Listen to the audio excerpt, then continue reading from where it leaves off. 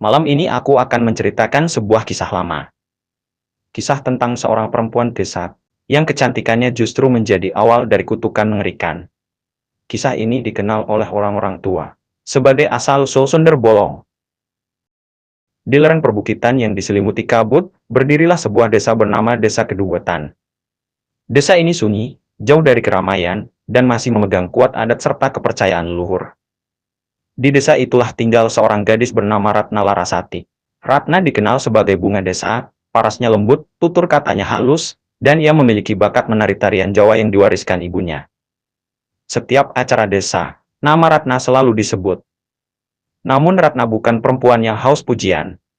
Ia hidup sederhana, merawat ibunya yang sakit, dan menolak banyak lamaran dengan sopan. Hingga suatu hari kehidupannya berubah selamanya. Sore menjelang malam, seorang utusan datang ke rumah Ratna. Ratna Lurah meminta kamu datang malam ini. Katanya ada tamu penting dari kota, diminta menari sebentar saja. Ratna ragu, perasaannya tak enak sejak siang. Angin terasa lebih dingin dari biasanya. Namun demi menghormati lurah dan desakan warga, Ratna akhirnya mengangguk. Malam itu, Ratna mengenakan kebaya putih sederhana. Rambutnya disanggul rapi. Sebelum berangkat, ibunya menggenggam tangan Ratna erat. Kalau tidak nyaman pulang, Ratna tersenyum. Tanpa tahu itu adalah senyum terakhir ibunya yang akan ia lihat. Rumah lurah malam itu tidak seperti biasanya. Lampu temaram sepi, terlalu sepi. Ratna masuk ke pendopo. Di sana sudah ada beberapa laki asing. Bau minuman keras tercium samar. Ratna mulai merasa takut. Namun sebelum ia sempat berpaling, pintu ditutup. Apa yang terjadi setelah itu, tidak pernah diceritakan Ratna kepada siapapun. Karena ia tak pernah kembali. Pagi harinya, warga desa gempar Ratna tidak pulang. Ibunya pingsan saat mendengar kabar itu. Pencarian dilakukan hingga ke hutan, sungai, dan ladang. Api Ratna seakan ditelan bumi. 7 hari berlalu. Pada hari ke-7, seorang pencari rumput menemukan kebaya putih roboh penuh darah di dekat pohon beringin tua di hutan. Dan tak jauh dari situ terdapat bekas tanah tergali dangkal. Namun anehnya tidak ada jasadnya di sana. Sejak malam itu, desa Keduwetan berubah.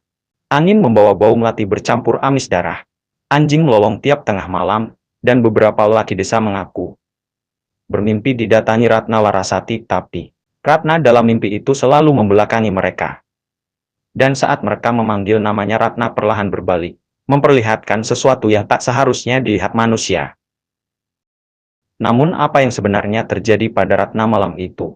Dan bagaimana ia berubah menjadi makhluk bernama Sundar Bolong? Kadang kematian bukanlah akhir dari penderitaan. Bagi sebagian jiwa yang mati dalam keadaan tersiksa, kematian justru menjadi awal dari teror. Dan malam ini kita akan melanjutkan kisah Ratna Larasati. Perempuan desa yang menghilang tanpa jejak, namun arwahnya menolak untuk pergi. Sejak hilangnya Ratna, desa Keduwetan tak pernah benar-benar tenang. Setiap malam Jumat Kliwon, kabut turun lebih tebal dari biasanya. Lampu-lampu minyak sering padam sendiri. Dan bau melati menyebar dari arah hutan, menusuk hidung siapapun yang terjaga di malam hari. Beberapa warga mulai mendengar suara gamelan lirih. Padahal tak ada satupun hajatan di desa. Seorang nenek tua bersumpah melihat bayangan perempuan berbaju putih berdiri di tepi sawah, rambutnya panjang menutupi wajah. Namun saat didekati bayangan itu lenyap.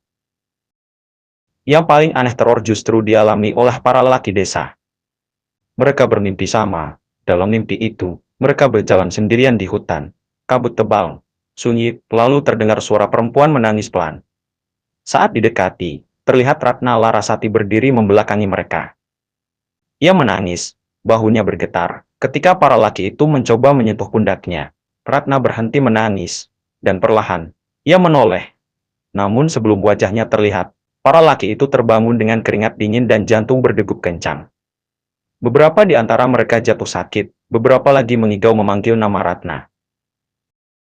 Hingga suatu pagi seorang pencari kayu bernama Wira tidak kembali ke rumah. Wira dikenal sombong dan sering berkata kasar pada perempuan desa. Ia terakhir terlihat masuk ke hutan sendirian. Warga menyusul ke dalam hutan, dan mereka menemukan Wira tergeletak tak bernyawa di bawah pohon beringin tua. Wajahnya pucat membiru, mulutnya terbuka seolah menjerit. Namun yang membuat semua orang terpaku adalah punggung Wira. Terdapat bekas luka besar, seperti dicengkram sesuatu yang sangat kuat. Di sekitar tubuhnya tercium bau melati yang sangat menyengat. Kepala desa akhirnya memanggil seorang dukun tua bernama Mbah Wiryo. Setelah melakukan ritual kecil, Mbah Wiryo duduk terdiam lama. Wajahnya pucat, Ratna tidak mati dengan tenang, katanya lirih. Jiwanya penuh luka, dan dendamnya belum tersalurkan. Mbah Wiryo menjelaskan sesuatu yang membuat warga bergidik. Ratna dibunuh dengan cara yang sangat keji.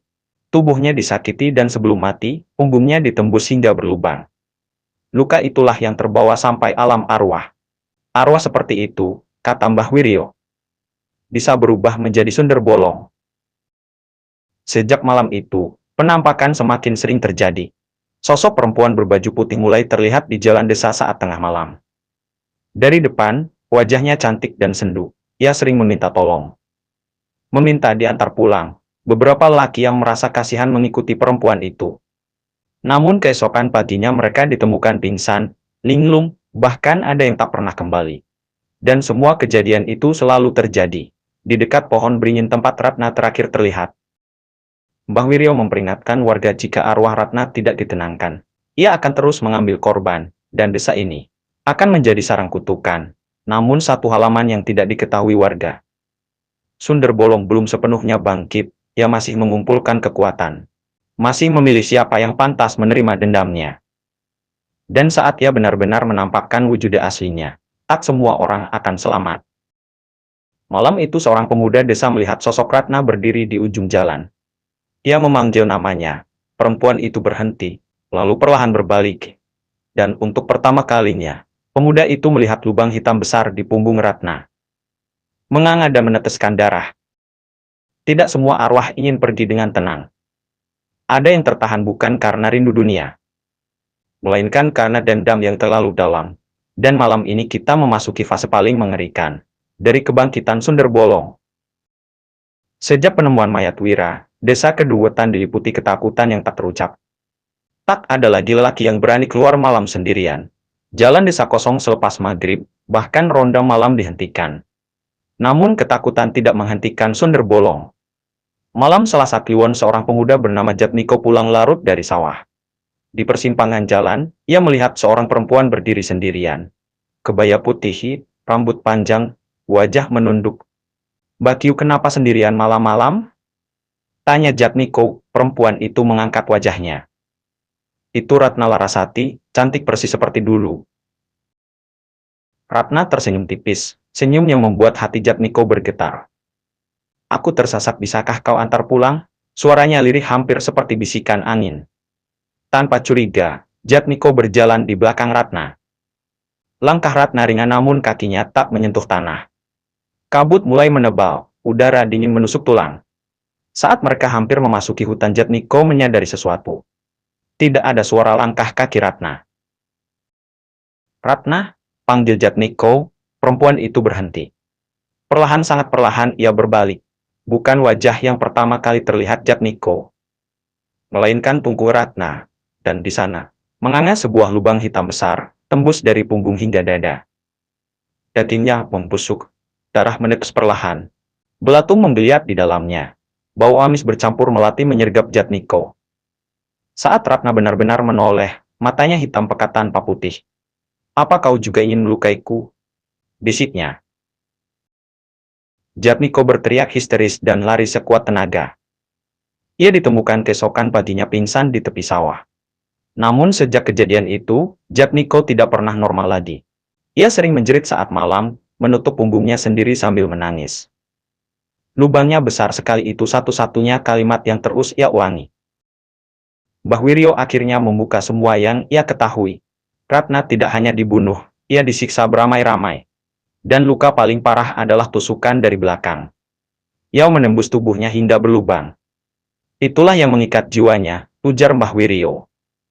Lubang itu adalah simbol pengkhianatan dan kekejaman. Sundel bolong tidak menyerang sembarang orang. Ia muncul pada laki yang memiliki niat kotor.